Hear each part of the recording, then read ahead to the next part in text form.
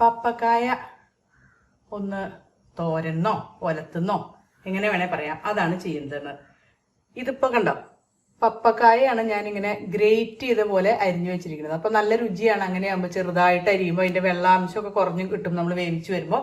അപ്പം പപ്പക്കായാണ് ഗ്രേറ്റ് ചെയ്ത് വെച്ചിരിക്കുന്നത്. ഒരു പപ്പക്കായ, പച്ചമുളക് ആവശ്യത്തിന് എരിവിനുള്ളത് എടുക്കാം, പിന്നെ സബോള അരിഞ്ഞിട്ടിട്ടുണ്ട്, മഞ്ഞൾ ലേശം ചേർത്തിട്ടുണ്ട്, ഇതിനാവശ്യമുള്ള ഉപ്പ് ചേർത്തിട്ടുണ്ട്, പിന്നെ കറിവേപ്പില. ഇതെല്ലാം കൂടെ നന്നായിട്ട് കൂട്ടിത്തിരുമ്പുക. അതിനുശേഷം നമ്മൾ ചീനച്ചട്ടിയിൽ കടുക് പൊട്ടിച്ച് ഇതിട്ട് നന്നായിട്ടൊന്ന് വേവിച്ചെടുക്കുക. വെന്ത് കഴിയുമ്പോൾ അവസാനം നമുക്ക് തേങ്ങയിട്ട് ഒന്ന് വലിച്ചെടുക്കണം. അപ്പം നമ്മുടെ തോരൻ റെഡിയാവും. അപ്പം ആദ്യം നമുക്ക് കടുക് പൊട്ടിക്കാം. ചീനച്ചട്ടിയിൽ വെളിച്ചെണ്ണ ഒഴിച്ചു. വെളിച്ചെണ്ണയിൽ ഞാൻ കടുക് ചേർത്തു. കടുക് പൊട്ടി തുടങ്ങിയിട്ടുണ്ട്.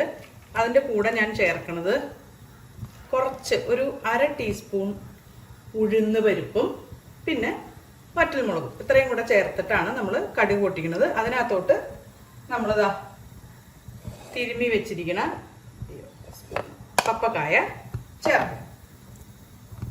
അപ്പം നമ്മൾ കടുക് പൊട്ടി, നമ്മുടെ ഉഴുന്ന് നന്നായിട്ട് മൊരിഞ്ഞു, മുളകും മൊരിഞ്ഞു. അപ്പം നമ്മളിനി തിരുമ്മി വെച്ചിട്ടുള്ള പപ്പക്കായ അതിനകത്തോട്ട് ചേർക്കും. ഇതൊന്ന് പതുക്കെ ഇളക്കിയിട്ട് നമുക്ക് തട്ടിപ്പൊട്ടി വെക്കാം.